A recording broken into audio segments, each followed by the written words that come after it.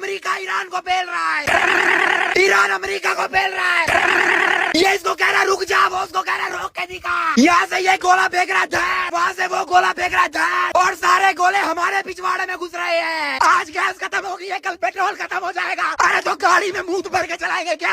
मुंह भर के चलाएंगे गाड़ी। जनता को बोलते हैं पोल्यूशन मत फैलाओ, गाड़ी मत जलाओ, पटाखे मत फोड़ो, और खुद इतने बड़े बड़े टट्टे फोड़ रहे हैं। दह गोला मार मार के ओजोन फाड़ दिया पूरा। मेरे पापा की बात से भी ज्यादा जहरीली होगी हवा। ये बेचारे मजदूर 10-10 साल तक चूतड़ घिस के इमारत बनाते हैं, और ये गोला फेंक के सारी मेहनत पे हक देते हैं, सारी बिल्डिंगें तोड़ देते हैं। अमीर लोगों के पास पैसा पड़ा हुआ है, खाने पीने की कमी नहीं होगी। मेरे पास तो मेरी जमीनें भी नहीं है, मेरा चाचा हड़प गया सारी जमीनें, खेती करके भी नहीं खा पाऊंगा मैं। अभी ढाबा बंद हुआ है, रेस्टोरेंट बंद हुआ है, कल को हमारा काम धंधा बंद हो गया तो क्या होगा? किस्तें कैसे भरूंगा मैं? अरे अमेरिका के डॉलर फुटे, लड़ाई लड़ाई माफ करो, मेरी टट्टी साफ करो।